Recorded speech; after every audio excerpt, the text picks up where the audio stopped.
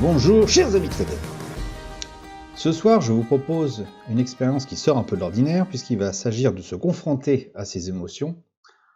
Et comment on fait pour faire ça? Tout simplement en prenant une taille de position un peu délirante, donc plus importante que d'habitude, dans un sens peu importe n'importe lequel, juste pour voir ce qui se passe et surtout pour voir, pour se confronter à ses émotions, pour voir quand on est un petit peu en phase d'euphorie parce qu'on gagne de l'argent ou tout simplement en phase un petit peu plus, on va dire, de déception lorsqu'on en perd. Alors comment on fait ça? C'est très simple. Je prends sur ce compte-là, ou sur lequel il y a 2576,59 €, je vais prendre un risque de 100 €, ce qui doit faire à peu près dans les 3,7%, je dirais, de risque, c'est ça? On ne doit pas en être loin, c'est 95 €. Je l'ai toujours grâce à ma petite calculatrice magique, que je vous remets ici. Donc si je prends une position maintenant à 1,1270, et que je mets un stop loss à peu près par là, donc 1,1147, c'est ce que j'avais mis, ça veut dire qu'il faudra que je prenne un levier de 33. À mon avis, je pense que je vais me faire jeter par l'interface MetaTrader 4. Enfin, on va essayer quand même. Eh bien, on va le faire. On va donc prendre une position de 0,86 lots, puisque c'est ce que me recommande l'outil, avec un stop loss à 1,47. Et puis, je vais mettre un take profit équivalent que je vais ajuster par la suite, parce que je ne sais pas trop ce que ça va donner. Je vais mettre n'importe quoi. Achat au marché. Évidemment, pas assez d'argent. Le levier est trop important. Bon, on va le diviser par 2. Allez, 43. Ah, j'ai vraiment allé trop loin. 30. Non, puis après, il faut faire attention de ne pas faire un appel de marge, ça serait dommage. Allez, 0,2. Il veut bien, il est gentil. Donc là, on se retrouve avec une perte de 24 €. Alors, je vais faire un truc que les enfants, surtout, ne faites jamais à la maison, c'est éloigner son stop. Ouh, c'est mal. On va partir sur, allez, on va dire une perte de 100 €. Je ne sais pas si je vais y arriver. Faut pas non plus que je me couche à minuit. Allez, on va dire 70 €, ce sera déjà pas mal. Et un gain équivalent de 70 €. Là, on est à 47. Allez, 70. Un petit peu moins. Voilà, 70 et 70. Essayer d'être similaire. Ah, voilà. Et maintenant, qu'est-ce qu'on fait? Eh bien, on s'assoit sur ses mains et on attend, bonne mère. On attend tout simplement que l'un des deux soit touché. Vous allez voir, ça va être assez intéressant parce qu'au niveau émotionnel, au début, il ne va rien se passer, mais par la suite, justement au gré des oscillations, si j'arrive à zoomer tout en gardant le take profit, c'est pas évident, je vais quand même zoomer un peu plus, tant pis. Eh bien, ce qui va se passer, c'est que lorsque je vais être au-dessus, naturellement, je vais être dans une phase un petit peu euphorique, ça, il faut vraiment le ressentir. J'insiste sur le fait que j'utilise du vrai argent, je n'ai pas un compte de Nemo. Lorsque je vais être en négatif, par contre, là, on va avoir d'autres émotions qui vont apparaître. Et je crois que le pire, c'est vraiment l'ascenseur émotionnel. Lorsque on va passer finalement du positif au négatif et vice-versa. Toutes les questions qu'on va pouvoir se poser, qui vont pouvoir se passer dans notre tête, alors qu'on n'a aucun plan de trading déterminé. Là, par exemple, typiquement, si j'avais voulu prendre mon plan de trading, j'aurais pris une unité de temps supérieure. Je me serais rendu compte qu'on sera en phase positive. Donc le prix au-dessus, enfin le RSI est au-dessus de sa zone de neutralité, mais on est quand même dans un range avec finalement mon cours d'entrée qui correspond pile à une résistance. Donc c'est vraiment pas l'idéal pour entrer en position. Par contre, prise de position à la hausse, oui, je l'aurais fait effectivement. Et si on regarde encore plus haut, voilà, on est plutôt dans une tendance baissière. C'est vraiment pas le moment de passer à la hausse. Donc bon, j'ai fait n'importe quoi. Je vous invite d'ailleurs à lire mon article sur le trading de singe. Je vais mettre le raccourci dans cette zone-là. Voilà. Qui prouve à montrer justement que, eh bien, en fait, quelle que soit l'entrée, l'argument qui permet d'entrer en position, le fait de choisir au hasard, finalement, donne de meilleurs résultats que d'avoir une stratégie. Bon, c'est un petit peu expéditif. En vrai, ce qui est surtout important, c'est la manière dont on va trader, dont on va suivre le trade, et surtout sortir en position quand ça ne va pas dans notre sens, et maintenir la position quand ça va dans notre sens. C'est ça qui fait vraiment la différence. Donc là, limite, peu importe le trade que je prends, l'idée, c'est vraiment de suivre Alors je sais qu'il est un peu tard, les 8h30, l'euro USD est pas très volatile. On risque d'attendre un peu, donc je vais certainement faire pas mal de pauses pour éviter que vous vous endormiez. Et j'essaierai d'intervenir à chaque fois justement qu'il y a une petite émotion qui apparaît et qui correspond justement tout simplement vraiment à l'absence de plan de trading ou tout simplement voilà, je me fais balloter au gré de mes émotions. Là, en l'état actuel des choses, je vois déjà que j'ai perdu 4 euros alors que j'ai pas fait grand chose, si ce n'est parler. Bon, déjà, il y a effectivement sur ce broker-là la prise d'un spread assez conséquent, surtout à cette heure de la journée, qui fait qu'on de toute façon part toujours négatif. Bon, je laisse le prix se dérouler un petit peu, je couperai certainement certaines scènes au montage et j'interviendrai quand il y aura besoin d'intervenir sur justement ce que je peux ressentir en termes d'émotion sur ce trade.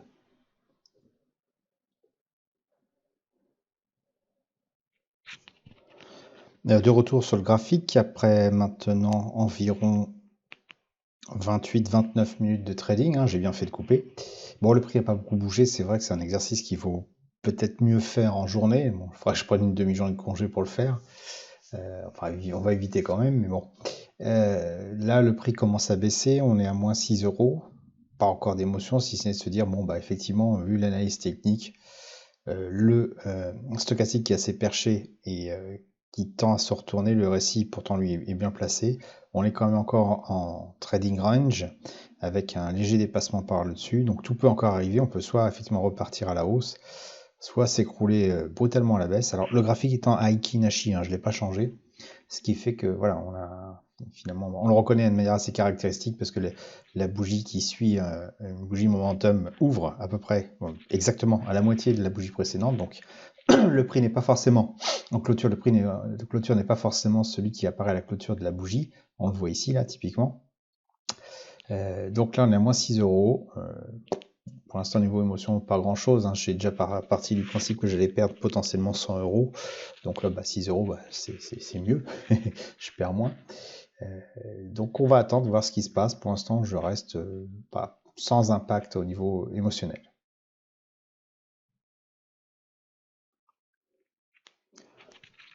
Bon, petit retour là, sur le trading après donc presque 40 minutes d'intervention. Le prix ne bouge pas beaucoup. On est quand même légèrement, on n'est plus en zone supérieure à 0 en termes de gain. Donc voilà, typiquement où on peut commencer à ressentir peut-être quelques émotions, même s'il n'y a qu'un euro d'écart. On va se dire voilà, j'étais en négatif, maintenant je suis en positif. J'ai bien fait de rester en négatif, d'attendre que le prix se retourne. Voilà, c'est typiquement le genre de réflexion qu'on peut avoir. Même si pour l'instant, effectivement, c'est encore un peu trop tôt, on est vraiment au cours d'entrée, il y a vraiment pas de quoi s'exciter là-dessus.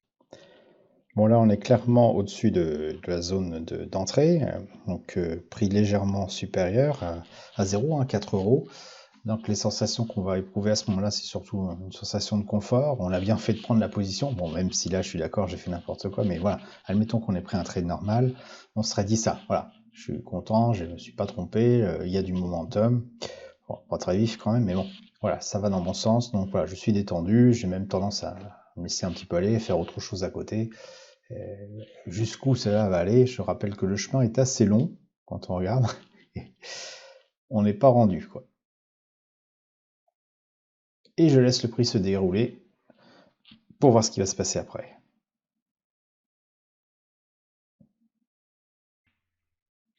Donc après presque 50 minutes d'entrée, enfin de trade, 50 minutes après l'entrée en position, on a un prix qui est bien en momentum haussier. Là, en l'état actuel des choses, à la prochaine bougie, normalement, j'aurais ramené mon stop loss à break-even. Là, je vais volontairement pas le faire. Bon, en l'état actuel des choses, voilà, on voit 12 euros apparaître, on est content. C'est une belle entrée en position pour 2500 euros. Bon, on est pas loin des 0,5%. C'est pas mal. Mais voilà, je m'assois sur mes mains, je ne fais rien et j'attends de voir ce qui va se passer par la suite. De retour à nouveau sur le trade, après maintenant presque une heure d'entrée en position. Donc le prix vraiment semble partir en momentum haussier. Donc moi ce que j'aurais fait à ce moment-là, c'est tout simplement donc ramener mon stop loss, mais je ne vais pas le faire ici sur la dernière bougie, certainement ici si la bougie ici fait à nouveau plus haut. Là clairement donc on serait déjà en gain, enfin en léger gain. Alors le truc qui est vraiment étonnant, c'est que, comme je le disais un peu dans le trading de singe, mon article, c'est que voilà, on choisit au hasard et finalement on se retrouve finalement à avoir plus de succès en choisissant au pif qu'en appliquant une stratégie complètement calculée, pensée ou autre. C'est assez affolant cette histoire-là. Et je maintiens du coup que vraiment le suivi est vraiment le point le plus capital dans le trading, le suivi de la position. Dans la mesure où c'est du pif, c'est soit je gagne, soit je perds, soit j'ai raison, soit j'ai tort, hein, pas plus simple que ça. Et bien en fait, ça veut dire que quand j'ai raison, il faut mettre le paquet dessus, et quand j'ai tort, on coupe tout de suite le robinet. Et si on fait ça sur un nombre de trades suffisamment important, et là on va gagner de l'argent sur le long terme. On est complètement loin de la pensée de se dire c'est à chaque fois que je vais gagner, un peu comme au loto, sauf que le loto c'est à l'inverse, plus on joue en fait, plus on est sûr de gagner, enfin de perdre sur le long terme. Et là c'est l'inverse. Le trading, plus on applique la stratégie d'accompagnement du prix quand il y a un momentum, plus on est sûr de gagner sur le long terme. C'est assez affolant quand même comme histoire. Donc bah voilà, je laisse continuer le prix sur son momentum, puis on verra ce qui se passe lorsque ça commencera à se calmer.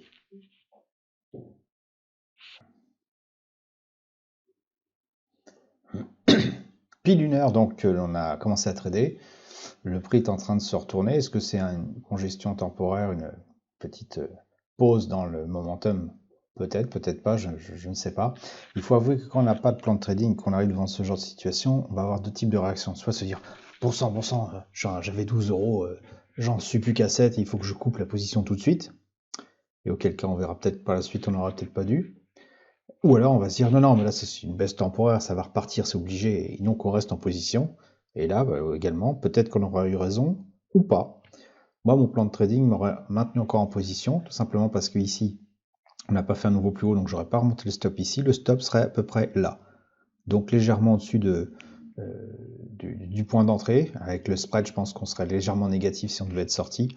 Voilà, bon, c'est un trade qui n'est pas un très grand risque, qui n'a pas de gros enjeux au niveau émotionnel si j'avais donc suivi mon plan de trading. Il est d'ailleurs un peu là pour ça, le plan de trading. Hein. C'est aussi pour éviter de faire des grosses conneries, il n'y a pas d'autre mot. Pour l'instant, donc, je n'ai pas de plan de trading. Je suis en train de regarder le cours un peu hypnotisé, en commençant à m'inquiéter parce que voilà, j'ai plus de bougie verte et je ne sais pas ce qui va se passer. On attend. Donc là, normalement, on se dit, oui, j'ai bien fait d'attendre, hein, que le prix, c'était une simple congestion, le prix est reparti. Bon, on essaie toujours de trouver un petit peu des signes qui vont dans notre sens. En l'occurrence, là, oui, c'est vrai que ça a l'air d'être reparti. Donc, à un moment donné, j'étais même à 19 euros. Mais bon, voilà. On est un petit peu toujours dans une phase un peu d'euphorie. On voit le prix se rapprocher du take profit, bon, même s'il y a encore de la marge, hein. C'est pas pour tout de suite. Mais on est quand même plus proche du take profit que du stop loss.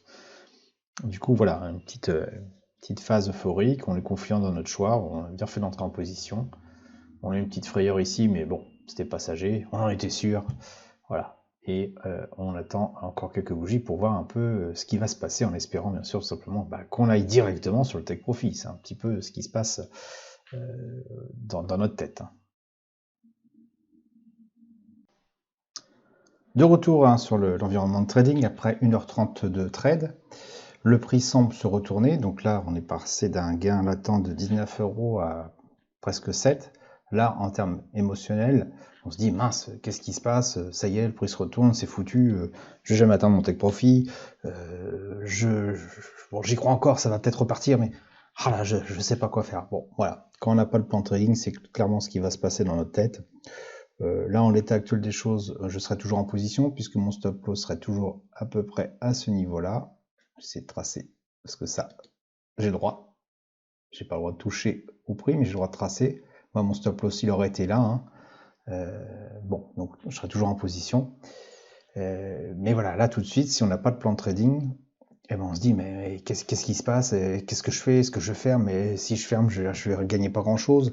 Alors que je vais gagner 20 euros. Vous vous rendez compte, j'ai plus que 7 euros. C'est n'importe quoi. Non, le prix va se refaire. Je reste en position. Ou à l'inverse, on va se dire non, mais là, moi je suis sûr que je vais paumer. Je sors tout de suite de position. Là, c'est clair que 7 euros, vaut mieux les prendre. Bon, voilà. Clairement, l'absence de plan de trading, c'est le type de réaction que ça va engendrer. Bon, pour l'instant, il n'y a pas encore mort d'homme. D'un point de vue purement technique, si on fait l'analyse, quand on essaie de se poser un petit peu à plat, On a un RSI supérieur à sa zone de neutralité, stochastique, bon, qui est un peu en tendance baissière, qui correspond d'ailleurs, enfin baissière, qui indique un mouvement baissier en cours, ce qui justement correspond un petit peu à ce qu'on voit sur le graphique. Alors, on verra peut-être mieux si je dézoome un peu. Maintenant, est-ce que c'est une consolidation ou pas? Il est trop tôt pour le savoir. On a clairement un momentum baissier, donc on peut s'inquiéter. Un vrai scalper serait déjà sorti, mais bon, là, on est en mode étude des émotions en soi. Et franchement, ce type de trade, il n'y a pas mieux, tout simplement, pour découvrir toute la palette d'émotions. Ce qui serait bien, c'est qu'en plus, ça se casse bien la figure en dessous enfin, ça ne serait pas bien pour mon portefeuille, mais en tout cas, pour faire l'expérience du côté négatif de la perte découverte juste après un gain important, eh bien, ça serait vraiment l'expérience idéale. Et on se rendrait compte d'ailleurs que justement, enfin, ça on va en reparler si ça arrive, si le prix baisse et revient négatif en termes de gain latent, c'est là qu'on va se dire que c'est complètement insupportable, très difficile en tout cas à supporter, et qu'il faut donc faire en sorte que si on n'a plus qu'une stratégie, un plan de trading, eh bien il faut que ce plan de trading intègre cette possibilité et empêche que cela arrive. Bon, pour l'instant, je laisse le prix se dérouler, on y revient dans quelques instants. Enfin, quelques instants pour vous, mais pour moi, ça risque de durer un peu plus longtemps. Je mets en pause. Bon, de retour sur le trade, après donc une heure, non, presque 2 heures, 2h10 de prise de position. Donc le prix est revenu pratiquement sur le cours d'entrée. J'aurais été sorti par mon stop si j'avais suivi. Bon, je peux l'effacer maintenant parce que de toute façon, je ne suis pas censé le suivre. En termes de psychologie, ce que je vois, c'est que bon, j'étais à un moment donné à 19 € quand j'étais par ici. Maintenant, je suis plus qu'à 3. Je pense que ça va retomber à 0. Donc, c'est assez frustrant. En termes d'analyse technique, on peut très bien avoir le stochastique qui repart vers le haut et donc qui réinjecte un momentum haussier. Et donc, il y a le RSI qui repart lui aussi par le haut. Et donc, on retournerait un peu plus vers le take profit, ce qui serait tout à fait rassurant. Pour l'instant, je pense qu'on va avoir quelque chose comme ça, mais bon, sans plan de trading, ce que je me dis actuellement, c'est mince, j'avais 19 € et j'en ai plus que 4. Donc là, 2 réactions possibles. Soit je me dis, bon, bah, ça va, j'arrête les frais, je sors, et je gagne quand même 4 €. Ou alors je me dis, mais non, ça va remonter, et j'attends. Voilà, c'est typiquement ce type de réaction qu'on peut avoir. À se tortiller les cheveux, à se trépigner sur sa chaise. Bon, je vais respecter le protocole, je ne vais pas interrompre ce trade ou intervenir. Encore que là, il est 22h30 et je pense qu'à un moment donné, je vais me faire éjecter de position. Tout simplement, je ne vais pas rester devant l'écran toute la nuit. Si je peux maintenir la position, bah, je vais la maintenir et on verra demain matin ce qu'il en est. Dans le cas contraire, bon, bah, moi, on aura eu quelques échanges en termes de réaction émotionnelle, mais si j'aurais bien voulu avoir quand même une belle dégringolade pour qu'on se rende compte qu'après avoir été en positif, revenir en négatif, c'est également très, très perturbant. Donc là, on est toujours un petit peu au-dessus du cours d'entrée. Le mieux, c'est d'attendre. Retour donc sur le trade. On est repassé en négatif à moins 4 €. Bon, voilà, typiquement, c'est le genre de choses qui peut arriver. Alors, à ce stade, au niveau émotion, qu'est-ce qu'on se dit? Bon, on se dit, bon, à un moment donné, j'étais à plus 20, maintenant je suis en négatif. C'est c'est énervant, quoi. On est frustré. Deux possibilités, soit rester en position, prendre ses pertes, ça veut dire qu'on a échoué, donc on accepte d'avoir tout simplement très mal joué. Bon, là, je vais pas le faire, effectivement, parce que ça fait pas partie du deal. On peut aussi dire, ça peut remonter, ça peut pas être pire. En fait, ça peut tout à fait être pire, mais bon, en l'état actuel des choses, on est dans un état où on sait pas trop quoi faire, du coup, on se mord un petit peu les ongles, on ne sait pas si on continue la position en perte, on accepte ses pertes, est-ce qu'on laisse le prix courir avec le risque d'accroître ses pertes, ou tout simplement se dire ça peut aussi se retourner et remonter à la hausse. L'avenir va nous le dire. Bon, bien maintenant il est à peu près minuit, le prix est revenu un petit peu au-dessus de ce courant d'entrée, légèrement positif. Bon, je vais pas rester devant l'écran toute la nuit, on va regarder demain matin ce que ça a donné. Hop, je vais le remettre un petit peu plus en mode, voilà, longue période. Et on regarde demain ce que ça donne. Bonne nuit! Bonjour, nous sommes à T plus 9h. Le trade a plus ou moins végété durant la nuit, comme quoi ça valait le coup d'aller dormir. Nous sommes au-dessus de la zone d'entrée, donc à peu près 13 € on va dire 14 € de bénéfice. Bon, le problème c'est que je vais pas pouvoir tenir ce trade toute la journée comme ça parce que je vais pas être devant les écrans. Dans l'état actuel des choses, donc pour résumer, si je dézoome un petit peu, on a eu une entrée en position un petit peu n'importe comment, qui est d'abord monté dans le positif, donc il y a des émotions positives à la clé. Ensuite, le prix est redevenu négatif très légèrement, où là, des doutes se sont installés. Puis, il est reparti, on va dire, un petit peu au-dessus de la zone d'entrée, avec une stagnation très très longue. Donc là, l'incertitude totale, voire même l'ennui, on peut expérimenter l'ennui, pour finalement repartir à la hausse, restagner.